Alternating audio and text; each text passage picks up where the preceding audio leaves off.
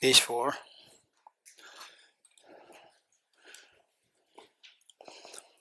I go for refuge and am enlightened to the Buddha, the Dharma, the Sangha. By my accumulations of the practice of giving and so forth, may I become a Buddha to benefit all sentient beings. I go for refuge and am enlightened to the Buddha, the Dharma, the Sangha. By my accumulations of the practice of giving and so forth, may I become a Buddha to benefit all sentient beings. I go for refuge and am enlightened to the Buddha, the Dharma, the Sangha. By my accumulations of the practice of giving and so forth, may I become a Buddha to benefit all sentient beings. Sanje joda zoge jonamlo chanjo bardo dane gyapso nage jinso gebe sonamge dola penje sanje drubare jo Sanje joda zoge jonamlo chanjo bardo dane gyapso dage jinso gebe sonamge dola penje sanje drubare jo Sanje joda Tane gyabso che, tage jinso kebe sonangi, dola benjire sanje drupara isho. Om ye dharma hetu prabhavam, hetum te sham dathagato yavatat, te sham chayo nirodha.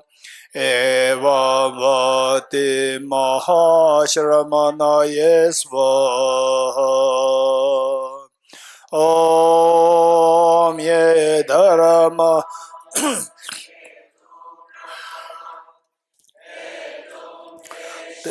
tathagato yavatat tesham chayo nirodha. Eva bhati mahashramanaye svaha. Om ye dharma hetu prabhava hetum tesham dathagato yavatat tesham chayo nirodha. Evam vati mahashramanaye svaha. All phenomena arise from causes. The causes are taught by the Tathagata. Cessation causes as well as taught by the great seer. Okay. Reciting this mantra, Ye Dharma Hetu Prabhava, from this, what we expected to take out of this mantra recitation is that the confidence in the cause and effect relationship. Confidence in the cause and effect. Okay, this is because of that cause. Misery is because of the contaminant karmas. Contaminant karmas because of the afflictions. Afflictions because of the inappropriate tension, which in turn because of the self-grasping. This is how when we recite this mantra, this should be okay. Okay, so what I'm saying is that with this, this is the wise and unwise. The one thing that we can keep in mind that they say, whether you are leading, whether you are leading, whether I'm leading our life meaningfully, is to see whether I'm following things wisely or unwisely. Or in other words, am I wise or unwise? So there are many ways by which to distinguish between who's wise, who's unwise. Those people who are very realistic, although the result, it may take a long time to get there to the result. The person would persevere to go in this. That person has gained conviction in this mantra, meaning of the mantra. Although the person never heard this mantra, this is exactly what the person is convinced of. That I want this result, and this is not easy. It should go through one's own effort. So, ye dharma hetu prabhava. So that way, particularly in this life, I would say that if you can, for example, for my personal the small experiences, say when I go through sometimes a little bit of okay, this is so important, where the reverence to one's teacher, This usually I don't talk about it. So this is so important. Okay, so what I'm saying is that this is something that we have to learn in this life. They say not expect the quick fix results, not expect unrealistic results. So the Yedharma Hetu Prabhavat, and they gradually try to think about it constantly, then it becomes your own thinking. It becomes your thinking. That's very precious. These people will become very realistic. And these people are known as wise people. And these people make sure that result comes into being. Whereas those people who do not know the cause and effect relationship, they going for a simple thing and expecting big results. These are very unrealistic. And unrealistic people will never be successful. And they will never be happy. So this, finally we want happiness. And you have the Buddha nature. Why should we have to underestimate one's potential? Okay, so having said this, where did we leave this first session? Elias Dinela. Subject of third turning of the wheel of Dharma. So where, if you remember, who was that Bodhisattva who stood up to ask question on behalf of the Chittamatra? Anyone? Bodhisattva Pramad Samudgata. Okay, Bodhisattva Pramad Samudgata. And believe it or not, if you, for example, like if you meet Geshe Dorji here, right? You go and you just meet him wherever, accidentally, and tell him, who is Bodhisattva Pramad Samudgata, right? He'll be very happy. How do you know this? You're getting it? People who, you mentioned the name, the Acharya Dharma Kirti, right? People who learn it, they'll be fascinated. They will not touch you so easily. They will just give you a distance. How do you know? How did you hear this name? You're getting it? So whereas Shah Rukh Khan or what? Richard, what? Richard Gere or Richard Giri, right? So when I was small, I used to say Richard Giri, right? So Richard Gere, okay, so these people who know these things, Shah Rukh Khan, Richard Gere, so, and then what is that? Taylor Swift, right? Which means that we are very shallow people, very shallow, very shallow. Acharya Dharmakirti, right? Or in Nagarjuna, I would say that many people who are even on the surface of the philosophy studies, they know Arya, he's too popular. For example, His Holiness the Dalai Lama, too popular. You're getting too popular. So Arya Nagarjuna is too popular. Because Acharya Dharmakirti, then they'll say that this person must have gone deep into studies. You're getting, hey, where are you from? I'm from Nalanda. Who's your teacher? Venerable Puja. Right? Oh, no, I understand it. You're getting it? Okay. So therefore, you have particularly Bodhisattva Pramad Samudgata in Tibetan, Tundam Yanda Park. Changju Simba, Tundam Yanda Park. If you ask Geshe Samala, you meet him somewhere, Geshe, who is Changju, the Bodhisattva Tundam Yanda Park? He was, wow, where did you learn this from? You're getting it? So, of course, this is so precious. So when somebody is, if you really want to go deep into philosophy, and of course that is not for the sake of philosophy, it's for your well-being. For your well-being. You're getting it? For your well-being. This is something which now I very strongly feel. Very strong. It's not for isms. It's not for religion. It's for your own well-being. You have the hidden treasure. Awaken it. Whatever religion, whatever ethnicity, whatever gender, it doesn't matter. Whatever background, social background, it doesn't matter. We all have the Buddha nature. We all have the hidden treasure. That needs to awaken. That is your well-being. So anybody who's able to do that, that's a wise person from whatever religion, from whatever gender, it doesn't matter. And whatever social status, it doesn't matter. This is a wise person. So, and if you don't do that, then the other side is shedding tears. Shedding tears. Continuous having to shed tears. And the pain, shedding tears, so painful. I've seen that. I myself, for example, when I was at the age like 9 or 10, that age, the one who I loved the most was my father. In this world, we talk about His Holiness the Dalai Lama. For this little boy, what he knows, His Holiness, he's Sangye, he's Buddha. But in real life, it's the human connection. I connect with my father. And when I heard that my father was sick, just spontaneously tears come out. It's all out of my love and affection. And the pain is so acute, so acute. And I'm sure you have all done the same thing.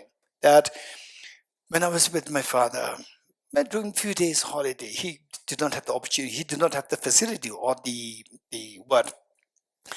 financial situation to take us, the three siblings, for holiday, 1 month, 2 months holiday. No, only a few days. He cannot afford. Only a few days. And what? Even with the few days, there's no expense involved at all. So, even those the few days time, in the daytime, just in a small space, all the family members together. This is kitchen room, this is dining hall, this is bedroom, this is everything. Just a small square, that's it. And then in the daytime, he was just after lunch, he was just sitting like this, and then dozing off. And this little boy, I was just 8 and 9. I felt so scared. I would touch his heart to see if he's breathing. To make sure he's not dead. This is the amount of pain this small child feels. So likewise, each one of us, we must have our own experiences of the pains. And I saw my dad shedding tears. I saw others shedding tears. It's so painful to see others shedding tears, and then there's no way. Why would you start this? It's so painful. One time, a father, mother, daughter, and a son, 4 of them came to my room. And the father is highly respected in the community, highly respected. And the mother is also okay, but the father is extremely respected. Wherever he goes, everybody will bow down, treat him with so much courtesy. And then why they came to me? Because of the daughter. Daughter must be in the early 20s, 2021. And then they say the daughter doesn't listen to the parents. And the parents are expecting. Then I said that they were expecting me to say something so the daughter would listen. And then when I say something, the daughter is okay.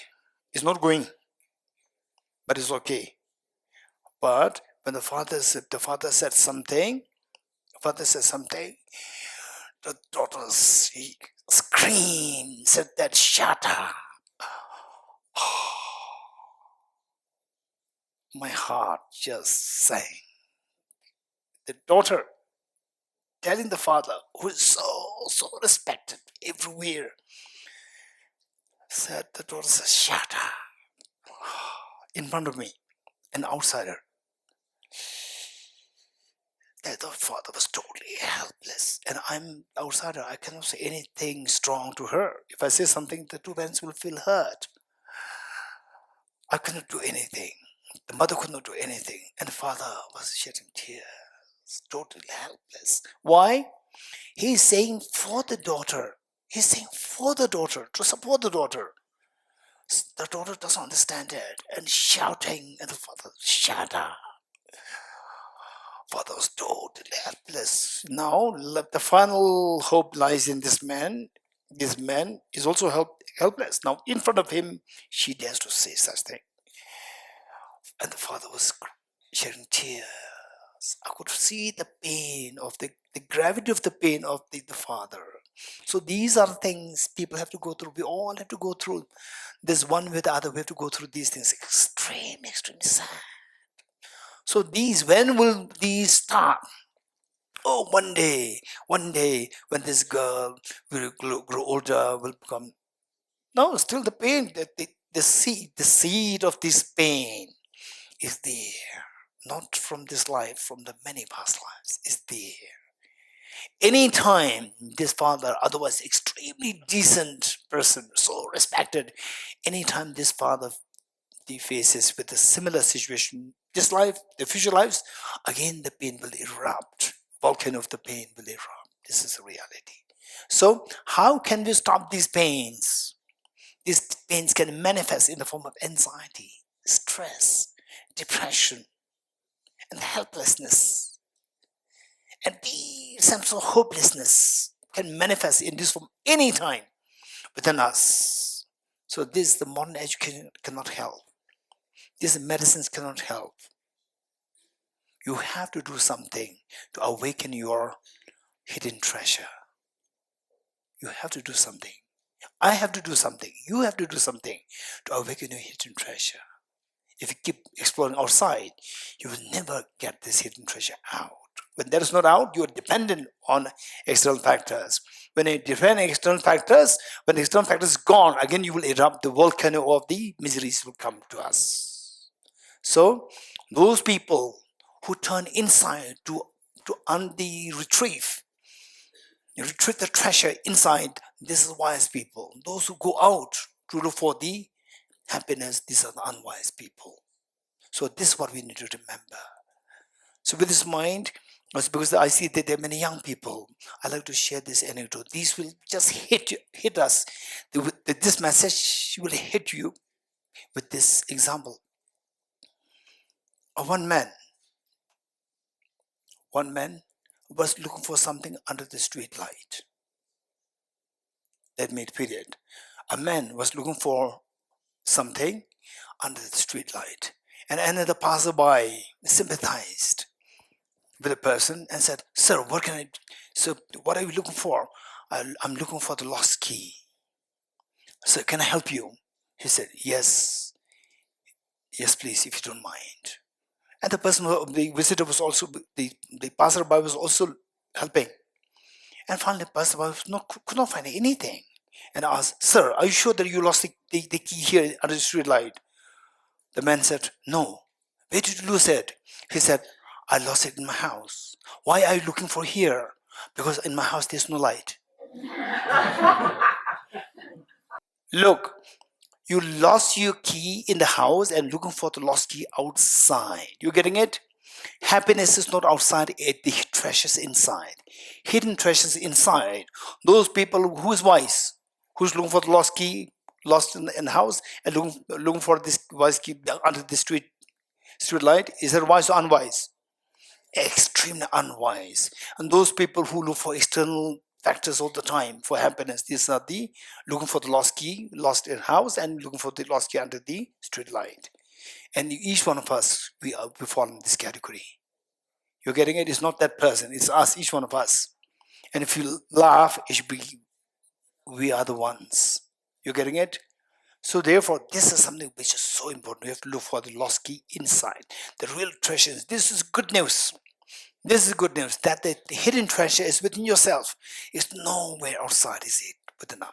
But it doesn't mean that neglect the external factors. External factors are very important as long as you are far away from finding the hidden treasure inside. External factors are take care of the external factors. Meanwhile, don't neglect to look for the internal factors. You getting it? We have to do these two things in parallel. Okay, so with this, what we are saying is that Bodhisattva Samadgata, the third noble of Dharma, he stood up on behalf of who? On behalf of the Chitamata, the practitioners. He asked the Buddha, what did he ask? That is the first one. The Dharma said that to reach the Four Noble Truths truly exists, and the second, that nothing truly exists. Very good. Okay, since that, so what the Tinlil is saying is that Bodhisattva Pramata Samadgata, and just see if you agree with what is being, what Tinlil has said. To just see. When you are checking it, your intelligence is activated. It is sharpened. You're getting it? So the question asked is that the Venerable Tathagata, in the first noble of Dhamma in Varanasi, you taught the Four Noble Truths to be truly existent. The Buddha did not say everything is truly existent. He did not say that. You are getting it? So Buddha taught the Four Noble Truths exist truly. In the second noble Buddha Dhamma, in second noble Dharma, the Buddha the Buddha taught, nothing exists truly. In other words, everything is lacking to exist. In the first, not everything. In the second, everything lacks to existence. And these two teachings, if they are maintained on the surface level, these two are contradictory. And the Tathagata, the Buddha, you are fully awakened. There's no confusion within you. There must be a reason why you said it. Then the Buddha responded. Okay, this is where we left the first session. So what is the response given by the Buddha? So for that, we need again background information. We need to have the background information, which I'm going to share with you now. So let us say anything that comes to your mind with this, be it sensible, not sensible, existent, non-existent, whatever. Just you have a daydream of something, right? You can fantasize, or you can be factual, whatever that comes to your mind. Do just check if you agree with me that anything that comes to your mind, don't restrict yourself. Anything that comes to your mind, think of something which is real, not real, whatever. Think of something. Okay. Now, what I would say is that what you are thinking, what comes to your mind, should necessarily be falling under two categories, either existent or non-existence. You agree? Okay. How many agree with me that what you have thought falls under one of these two categories? Raise hands. Or you've thought of something and which doesn't fall under these two categories. Raise hands. You may be from different planet. Right? Okay. So that doesn't fall under what are you thinking? I was thinking of something like existent, non-existent, and confused. No, this is not my question. What were you thinking? Think about a person. A person. Which person? Your mom? A sister. Your sister exists or not exist? Exists, but right now, Exist. Oh, this is not the thought. I do not ask you to think of the thought. Did you make can you make a distinction? I did not ask you to think of the thought of the sister. I asked you to think of your sister. You getting it? So what was that thing you were thinking? Your sister or the thought of the sister? Sister. So say exist or not exist. So it's fall under the existence. You're getting it? So in other words, whatever comes to your mind should necessarily fall under these two categories. What are they? Existence and non-existence. 2. The next. Okay. Chiskit. What were you thinking? Quantum physics. Huh? Okay. So it falls under existence. Very good. Okay. So we see that exists and non-existence. Now, don't forget these different divisions in your mind. Don't forget. Later on, I will ask you and you have to go back to match. Existence, I'm going to divide further into 2. Existence, I divide further into 2. Permanent and impermanent. Existence, I divide into 2. Permanent and impermanent. Okay, now, what your job is to remember those things which are divided, but they're not subdivided. You remember? You understand what I'm saying? Try to remember those things which are divided, but not subdivided. For example, I said, anything that comes to your mind falls under one of these two categories. What are the two? Existence and non-existence. Now, non-existence, I'm not going to subdivide it. Remember that, non-existence. Likewise, existence, I divide it into 2. Permanent and impermanent. And impermanent, I'm not going to divide it for the time being. Permanent, I'm going to divide into 2. Ultimate reality, and permanent phenomena other than ultimate reality. Okay, now tell me, what are the things which I mentioned, which I did not subdivide? Okay, raise your hands. Raise hands. Yes, over the air. Yes, what's the first one? Non-existence. Very good. Anyone else at the back? Anyone at the back? Yes. Huh? Impermanent. Impermanent. Okay, impermanent. Very good. Anyone else? Now from the front, back, whoever. Here, Adia. Ultimate reality. Very good. Anyone else? Permanent phenomena other than ultimate reality. Next. Anyone? Next. Hey, what happened? Big drop silence. Huh? Hey. Yes. Non-existent. None is already said. Anyone? That's it. That's it. Okay, 4. So what did they tell me? Once more.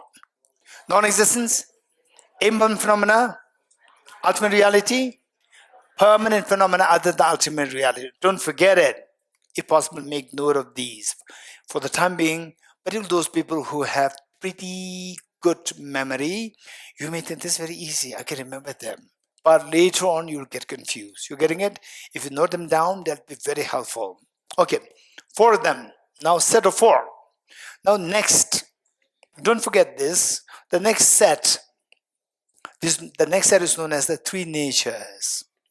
3 natures. 3 natures. You getting it? Okay. 3 natures. The first one, imputed nature. So first let me enumerate what they are. Imputed nature.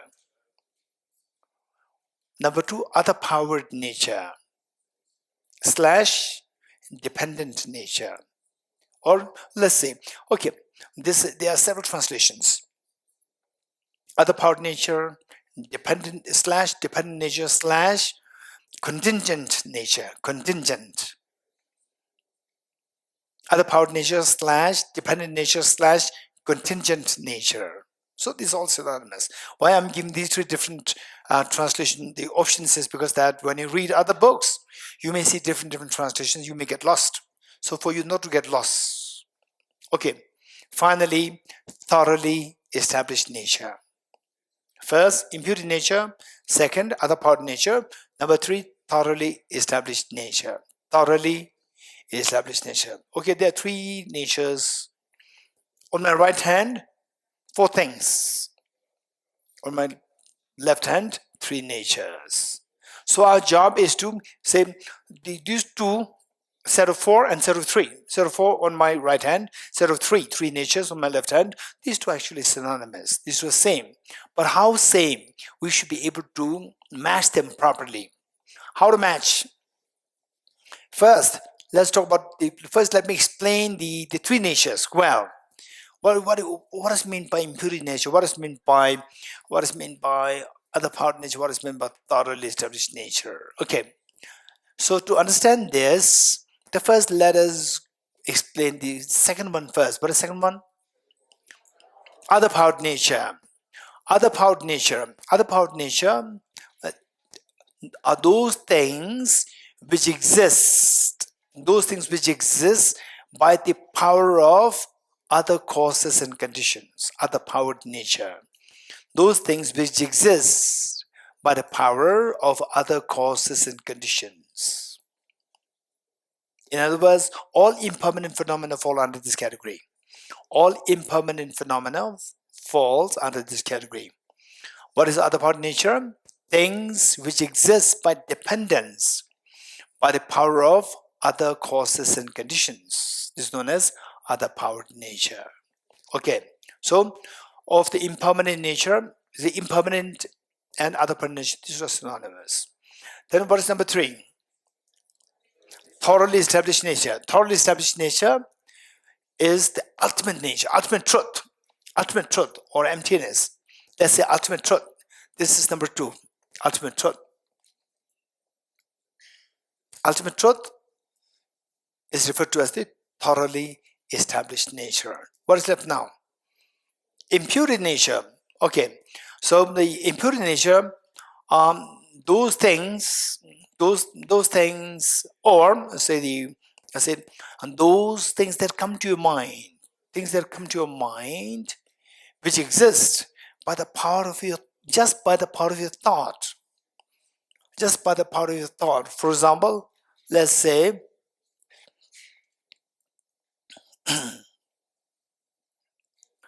Okay.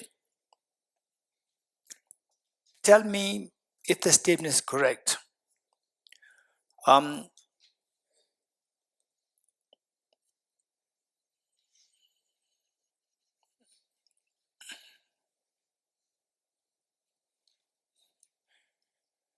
Gyunshuk is in my pocket. Gyunshuk is in my pocket. Is it correct or not correct? Huh? Not correct. Your name again? Bhavani is just saying it's not correct. Gyunshuk is not in my pocket. Okay, raise hands. Who agree with Bhavani? Raise hands. It's not correct. Gyunshuk is not. Gyunshuk is not in my pocket. Okay. Huh? You don't know Tibetan? You can ask Bhavani. Ask.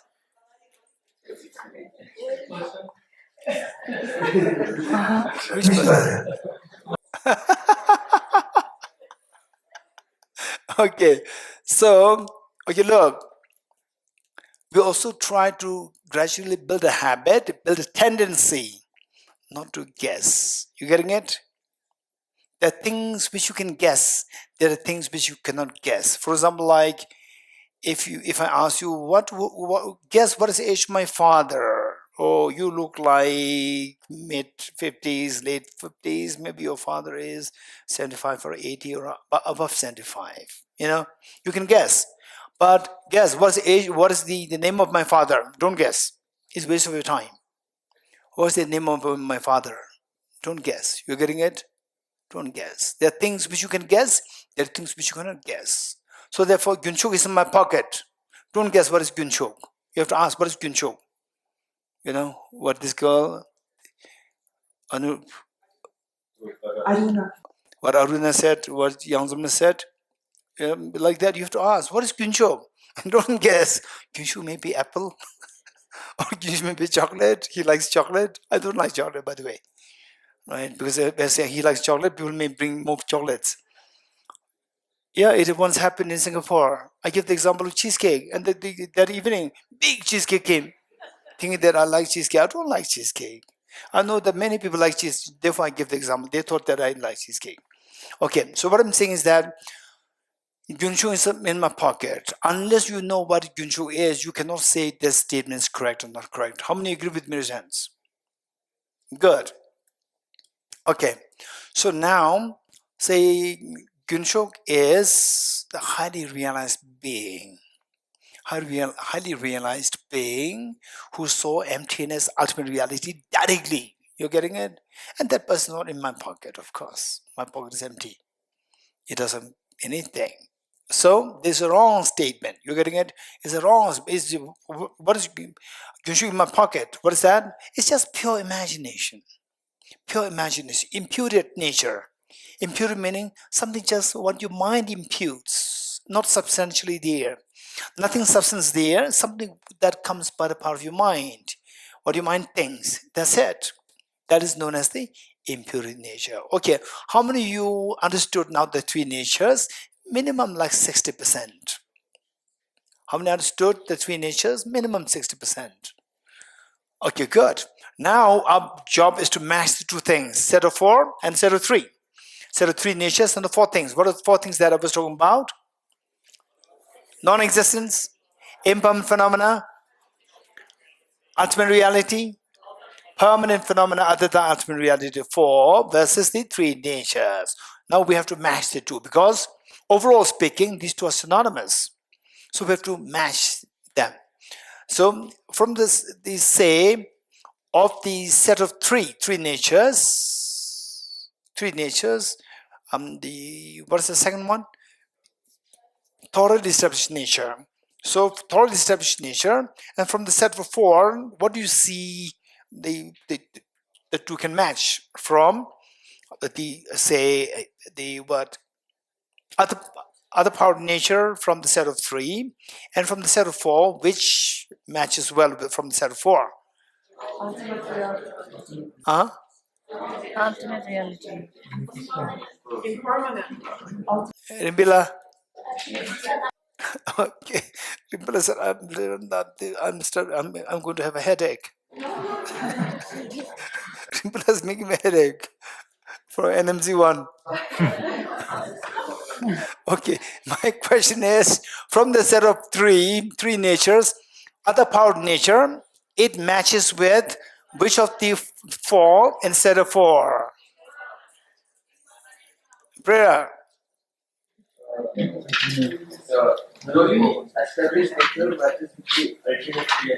No, you do not hear my question. Question is, other powered nature, it matches with which of the set of which from the set of four here?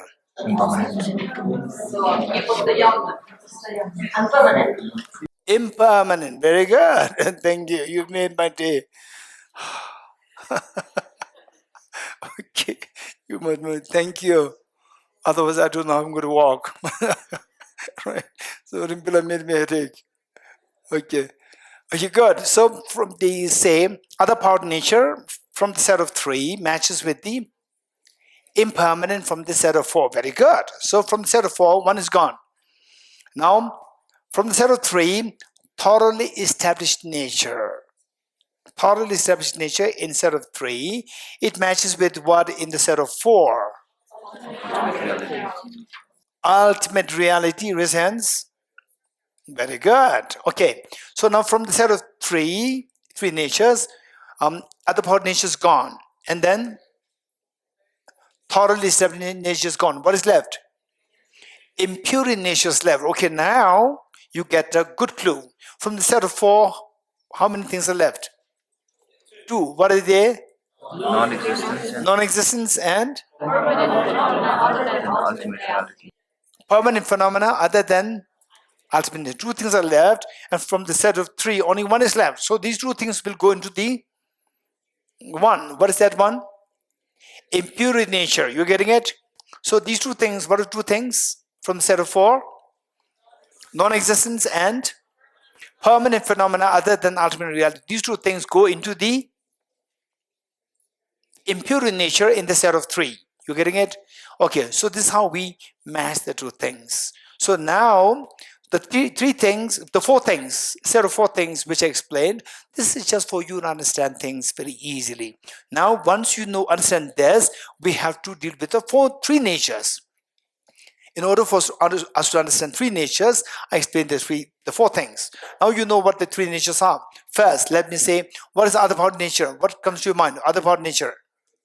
Impermanent phenomena. These are synonymous. What comes to your mind with the thoroughly established nature? Ultimate reality. Very good. What comes to your mind? Impure nature. Non-existence and phenomena other than permanent. Ultimate reality. Permanent phenomena other than ultimate reality. Okay. So why these two fall under the impure natures? Because non-existence, you understand, is the impure nature because it's just purely impure, meaning just by the power of mind, nothing really there from the object. So the other part, what is that? Non-existence, they're just imagination. There's no substance there. There's nothing really there. So this is purely impure nature. And what about the permanent phenomena other than the ultimate reality? How is that impure nature? Okay, this is a good question to think of in the group discussion. And many of you, what is permanent phenomena? You getting it? So this can be a question. What is permanent phenomena? Okay, what is permanent phenomena? Then once you understand what the permanent phenomena is, then you can say permanent phenomena other than ultimate reality, which means with the ultimate reality falls under the category of the permanent phenomena. So therefore, those things, ultimate reality as a permanent phenomena, keep it aside because this is thoroughly established nature. So the remaining permanent phenomena, keeping aside the ultimate reality, remaining permanent phenomena fall under the category of impure nature. Okay, so our question is, what is permanent phenomena? Give me some examples. Giving examples, the next is how are they permanent phenomena? Okay, what examples do you have for permanent phenomena? Raise hands. Raise your hands. Raise your hands. Raise your hands. Raise your hands. Okay, Siala. Sengla, okay. This is Shangla's mom. Yes. Example of permanent phenomena.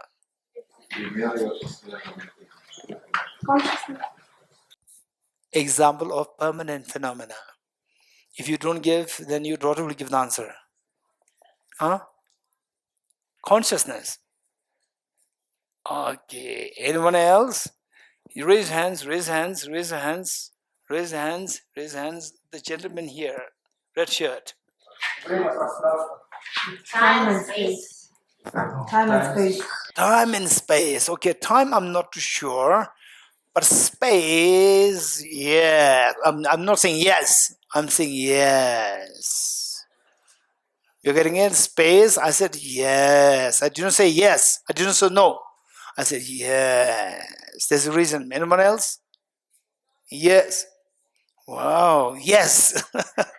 Non-complex space, yes. Okay. Okay, so this lady is asking, what do you mean non-complex space? Okay, Adia, what is non-complex space? Okay, so don't ask this question. Don't ask the second question. You ask the first question. What is the permanent phenomena? Non-complex space. Don't ask the second question. Right? What is non-complex space? What is non-complex space? And once you explain this, the question is, how is it permanent? You're getting it? Okay, the lady there. Theory of relativity. Theory of relativity. Theory of relativity. Theory of what is theory of relativity? It's state theory. So you don't want me to ask any question? Yes, what is it permanent? How? How? Because it works everywhere. And it works always. Yes. It's not yes. Hey. Is the concept of emptiness permanent? Emptiness, is it permanent? Answer is yes. But emptiness falls under the category of the thoroughly established nature. I'm looking for the permanent phenomena other than thoroughly established nature. Okay, Sonamla.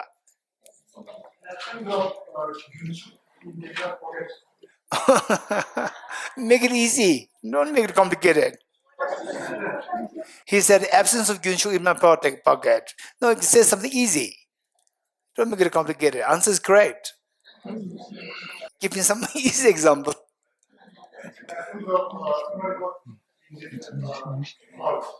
Essence of snow leopard in the hall. Absence of snow leopard in the hall. Or absence of flower in my hand. Okay, Churula. Mind of the Buddha is impermanent. It's not permanent. It's impermanent. Okay, Avinash. Nirvana. Yes, Nirvana is permanent. Yes, over there. Gravity. Gravity, I would say it is impermanent. It's a force. A force should fall in the category of the gravity force. It falls in the category of impermanence. Anyone? Change, temporal change. Temporal change per se is change. Is impermanent. Yes. Over there. Huh? MASS. MASS or MARS? Mass. Mass, of course, is impermanent. The mass of the object is impermanent. Yes. How's concept of change impermanent? I know this girl is going to trigger a problem, right? Change itself is permanent because everything's changing. This is what I'm saying? Yeah. Not everything is changing. Only composite things are changing. Not non-composite phenomena, they are not changing. Non-composite phenomena, they are permanent. Yes, Branislav. I think it's, one example is difference between permanent phenomena and everlasting phenomena. Okay, let's say the difference between the fan and this lid. The difference between these two is a phenomena which is permanent. Very good. That's correct. That's correct. This comes from Apple. Yes, over there. Impermanent is permanent. It's not permanent, it's impermanent. Impermanent is permanent, I can prove that. Okay, yes. A form of a deity, Huh? physical Form of a deity. That's impermanent. Best example of impermanent. Okay, Kandila. Okay, imagination, concepts, ideas. These are very ambiguous in nature. Imagination can refer to the object that you're imagining. For example, say the snow leopard in this hall is imagination. That is the object that you're thinking. And imagination, the mind which imagines, there's also imagination. So imagination is a very ambiguous word. It can refer to the object, and it can refer to the subject. It can also refer to the actor of imagining. So therefore, which are you referring to? The mind which imagines, or the object that you're imagining, or the act of imagining? Object that you're imagining, that is, that the object is that is, okay.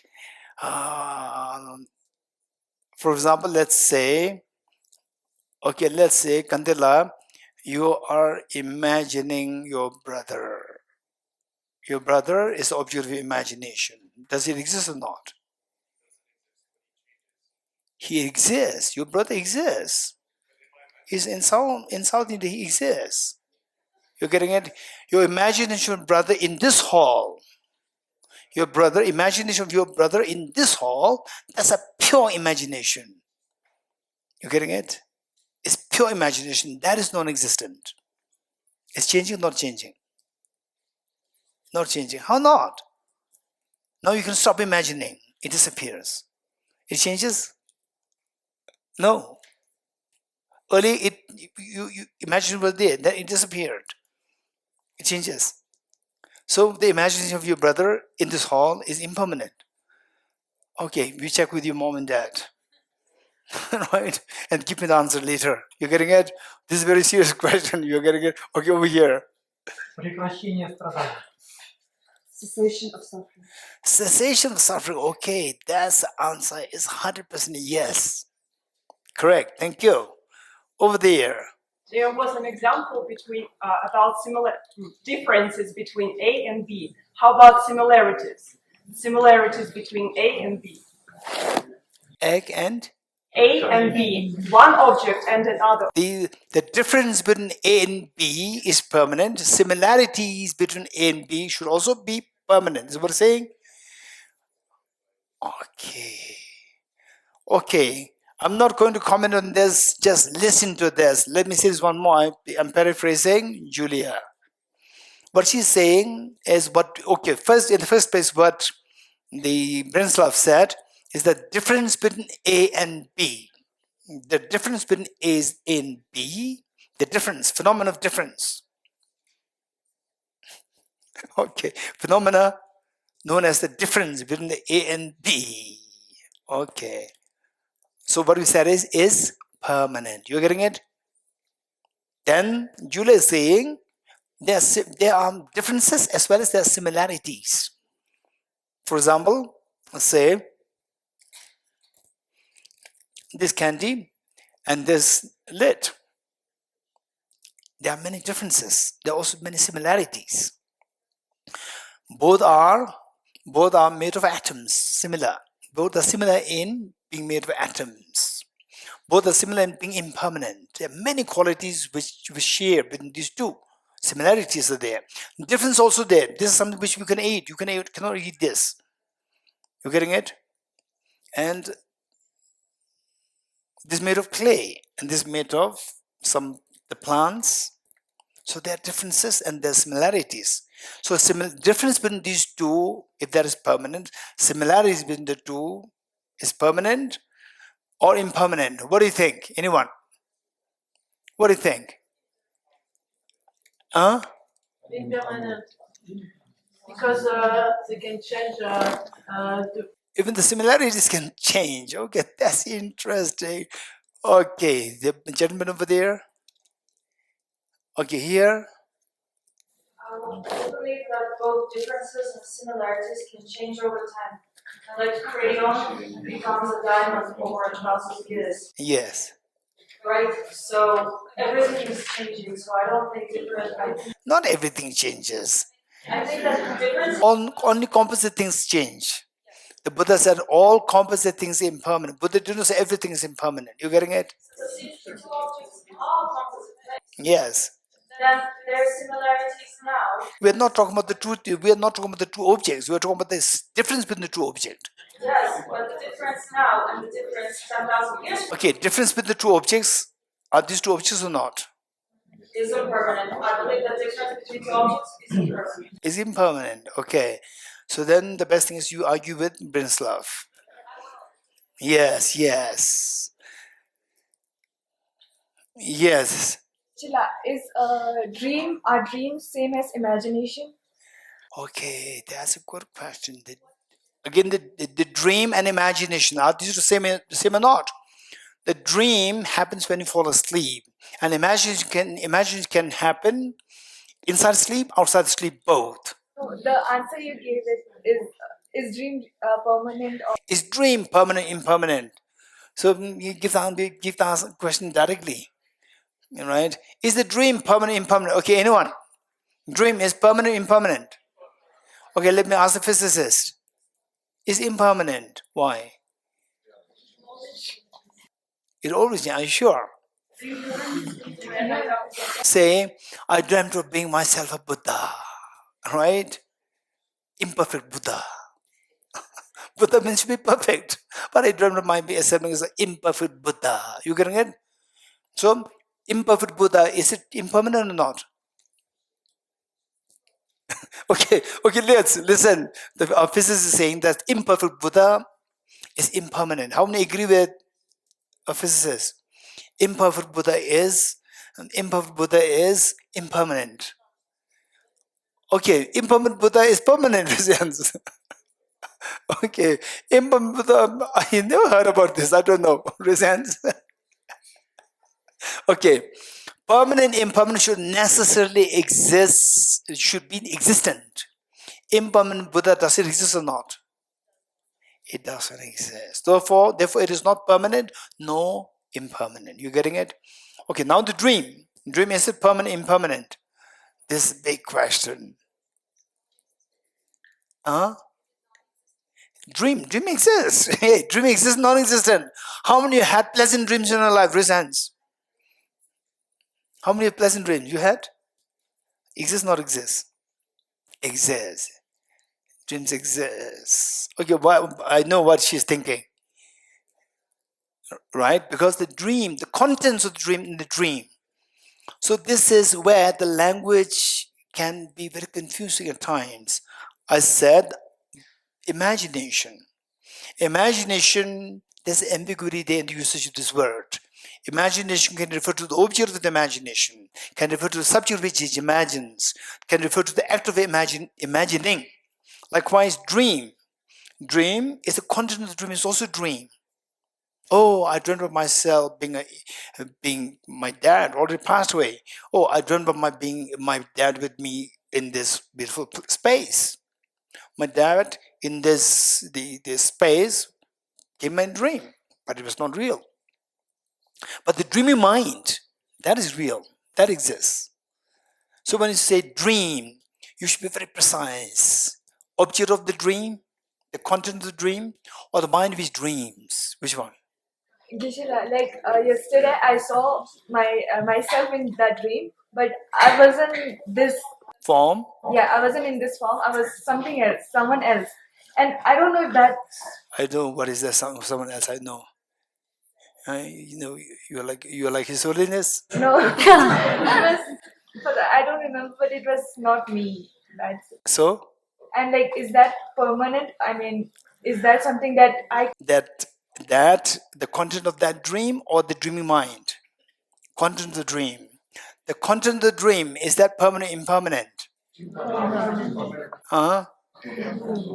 Impermanent. Content of the dream. That Sanskrit is 70 years old gentleman. Health kit being 70 years old gentleman. In the first place, she's not 70 years old. She's just 22. Right? Okay. So 22 years old girl. How can she be 70 at the moment? She's not 70, 22 years old. And she's not a gentleman. She's a gentlewoman. Right? So, Hagi being a 70 years old gentleman today, is that impermanent, impermanent? Huh? Permanent, impermanent? Impermanent. Impermanent. Okay, how many is impermanent? Okay, so Hagi as 70, 75 years old gentleman today, does it exist or not? It doesn't exist. What doesn't exist cannot be permanent, cannot be impermanent also. You're getting it? Don't forget me. Don't give me headache. You're getting it? Okay, but stop here. Okay. So the lady there, what's your name? Diana and Jonathan, they give me headache. Okay. So I don't know whether we can have the afternoon class. Yes, over there. Could we consider enlightenment as phenomena, so is permanent? Anatma. Anatma meaning selflessness. Enlightenment. Enlightenment. Enlightenment. Okay. Enlightenment, is it permanent or impermanent? Answer is Is a phenomenon, yes, of course, it's a phenomena. Is a phenomenon? Yes. so it's permanent. Okay. It's a phenomenon. Technically speaking, it is permanent phenomena. Yes, you are right. Technically speaking, yes.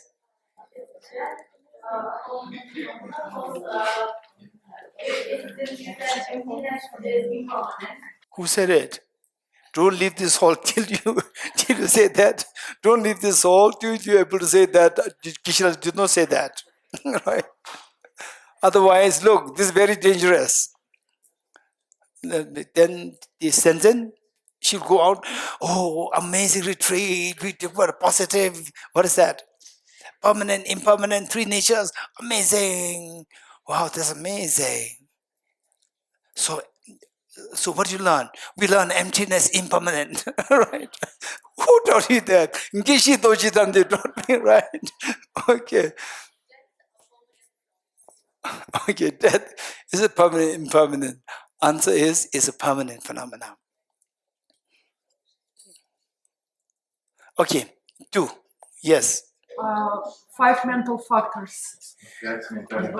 Five mental factors. 5 mental factors. 5 omnipresent mental factors. Всегда присутствующих. 5 omnipresent mental factors. So, okay, for your information, all minds, be it mind or mental factors, any mind, any mental factor should necessarily be impermanent. Yes. So yesterday you answered this question to someone that mind is permanent, it continues and So, Pavan is giving me a heart attack. Oh, yes, I did give the answer. The mind is permanent. Oh. No. Okay, somebody help me. Don't leave this hall. Right? Till you're able to say, no, do not say this, you're going to get. So, okay. Did I really say mine is permanent? Okay, first here, Bhavani. just was asking the question if everything in life ends, then what's the point? But you said not everything ends. The non-composite things like the mind, which In the first place, mind is not composite, it's composite. You're going to get, don't say these things, right? Don't leave Ngari Center, Ngari Institute. Yes, continuous after that doesn't mean that continuous eternally, doesn't mean it is permanent. You're getting it? It is impermanent. Still, impermanent can still be lasting forever. Impermanent doesn't mean that it will end. You're getting it? Something can never come to an end, still can be impermanent. Okay, Churula.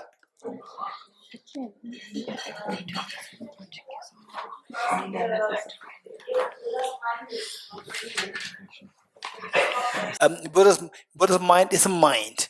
And I said, What is a mind should necessarily be impermanent. Yes. Any mind should be impermanent. May I ask a question? Могу я задать вопрос? Могу попросить о помощи? Go ahead. Ask. Вы могли бы пояснить критерии постоянства и непостоянства? Could you please explain the criteria of relating object to permanent and impermanent? Very good question. So instead of just groping in the dark, right? What is permanent, impermanent? So tell me what is permanent, what is impermanent. What is the criteria of permanent? What is the criteria of impermanent? Wow, that's amazing. It makes my day. It made my day. Thank you. Thank you. That's good. Okay. Okay, very good. Let's not forget it. Yes, here. Karma falls under the mind, mental factor. So therefore it is impermanent. Very good. The lady there. Our Buddha nature. Our Buddha nature. Okay, the Buddha nature later, if you get time, you can ask more detail about the Buddha nature. You getting it? Buddha nature is of two kinds. One is permanent and one is impermanent. There are two kinds. Yoginder. Geshe, how can impermanent mind creates permanent thoughts? Like how our impermanent mind creates permanent thoughts? Like many theories in physics, like theory of relativity, you mentioned about quantum physics and all. So how our impermanent mind is able of finding to get at permanent thoughts? Okay, so how can, if the mind is impermanent, how can impermanent phenomena such as the mind can come up with the permanent ideas which are permanent? Is what I'm saying? Okay, I think that this is possible because my mind is not a physical object, but my mind can think of a physical object. For example, I can think of my own room in Delhi. There is a physical object. My mind, which thinks, is not physical, but what it thinks, the object that it is thinking, can be physical. My mind, it is impermanent, but it can think of permanent phenomena. That's not a problem. Yes. This 70-year-old gentleman in the dream of this girl, he doesn't exist or he exists? Say, Laskit, in the form of 75-years-old gentleman today, 2025. In your dream, I mean. Yeah, this is what I'm saying. That was the content of a dream. So that, okay, what she's saying, that there are many nuances. Contradiction in my mind because before you said the dream exists because, for example, last night I had a good dream. But later on you said. So the Aruna is very diplomatic, saying that I'm getting confusion because you are confused. Because what he said is contradictory. Okay, on the one hand you said dream is impermanent, right? First you said that dream exists. Okay, first I said that dream exists. Yes, it exists. 100% yes, I told her. After that you said that 70-year-old gentleman not exist. Yes, after that the content of the dream, that Ladakhi being 22 years old girl, now as 75 years old gentleman today, does not exist. On one hand, I said it exists. So the dream that exists is the mind which dreams. The dreaming mind exists. The content of the dream may not exist. Content of the dream is also dream. That may not exist. But the dreaming mind is a subject that exists. Can the content of the dream exist in the dream? The same, if you ask me, it does not exist. But the content of the dream can exist. For example, I say, she dreams of being a 22 years old girl. It's true, it exists. It's a dream, it exists. Okay, good. Yes, then. What it is to be an impermanent phenomenon, be an impermanent phenomenon, and what it is to have a permanent phenomenon, to be a permanent phenomenon. Why is it? Okay, in a way, what the gentleman over there, what he asked and what the stanza is asking. So what makes up impermanent phenomena? What are the attributes of the impermanent phenomena to be defined as impermanent phenomena versus what are the attributes of the permanent phenomena to refer to them as permanent phenomena? What are the different attributes? This is a very serious question. Okay, so mantra. Okay, what's your name, gentlemen? Sasha. Okay, Sasha, and here's Tenzin. Two of them they don't miss to remind me this same question. You're getting this very important question. Okay. Huh? When to remind? Okay, this is a good question.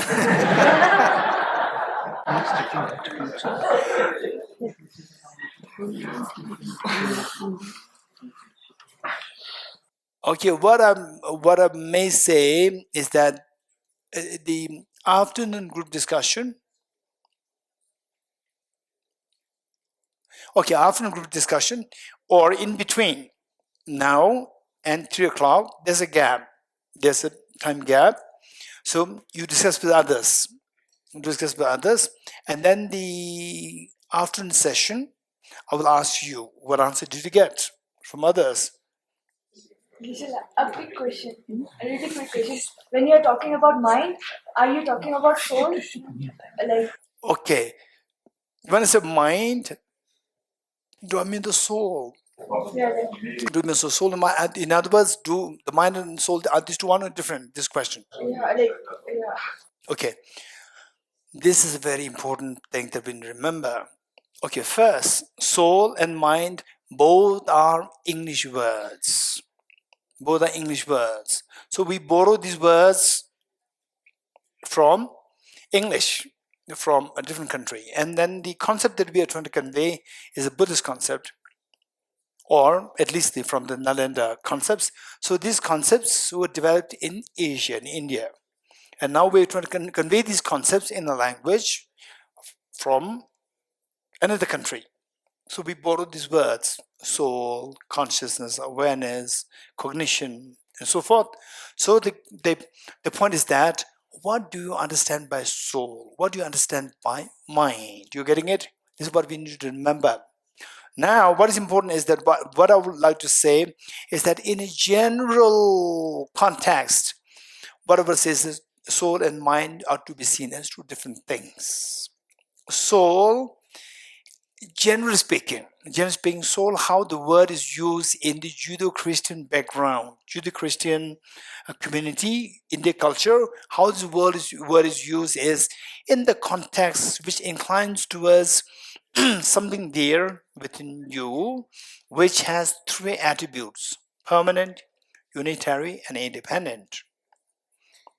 So permanent, unitary, and independent. So the soul should be seen as a permanent entity, whereas the mind should necessarily be impermanent phenomena. And in the context of Buddhism, such a soul with these three attributes is not really accepted.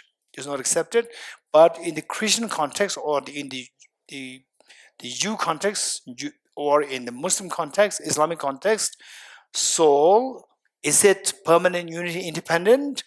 And so the discussions is more prevalently done in India, in the Indian philosophical discussions, not so much in the Judeo-Christian culture.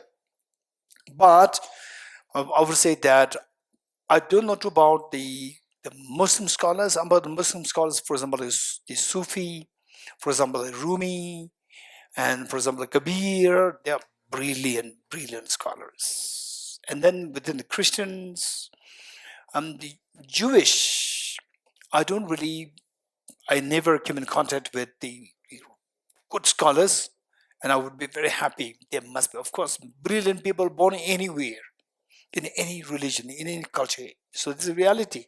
Brilliant people born anywhere, genius born anywhere. Amongst Christians, I saw many Christian fathers meaning Christian monks, who are actually exploring all these. And sometimes they can go against Christianity also. Christian priests who can go against the philosophy of Christianity, because of which they are put to penalties by the Christian communities. because they ask questions which cannot easily be responded, which can easily be answered in that particular situation. So therefore they are put to penalties, So these things over the year. So, okay, yes, Yugender. Okay, question. Geshe, there was an Indian mathematician, Ramanuj. So he gave a theory of infinity, and he gave a theory of infinity, and he said that the theory came in his dreams. So how can we explain that? He studied at that time in Cambridge or Oxford, I think. So there also in his book he mentioned that this theory came in my dreams. So in fact, these things happen. One time when I was a little boy, I lost a photograph, and I dreamt that it was under the pillow of somebody. The next I went there, I found it there.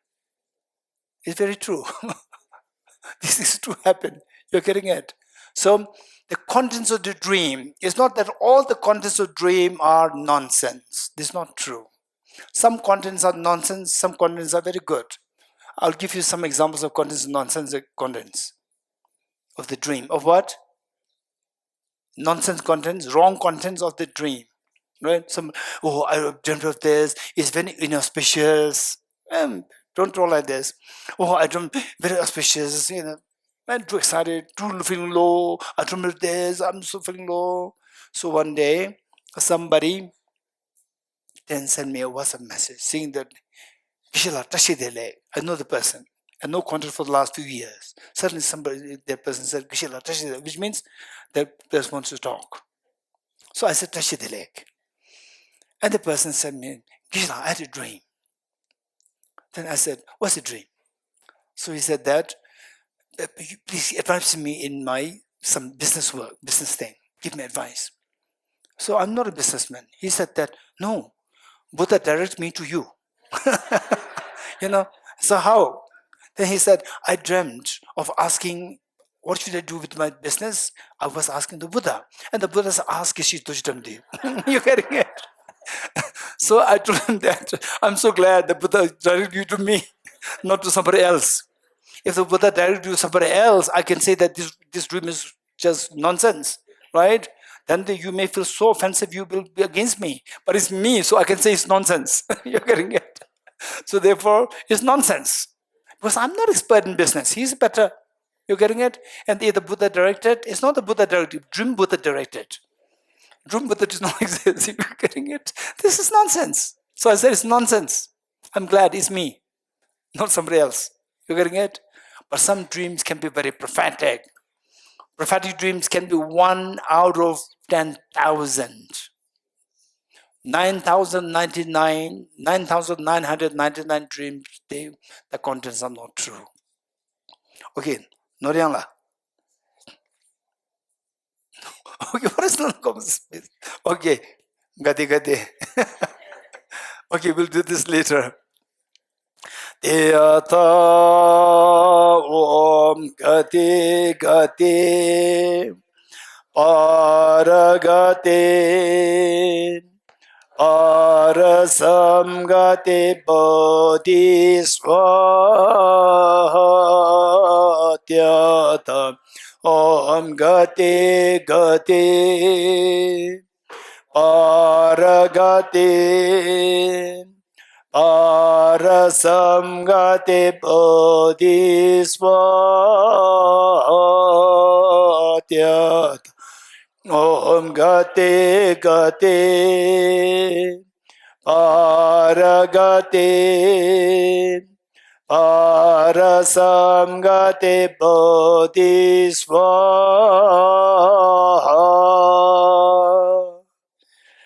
3 processions together.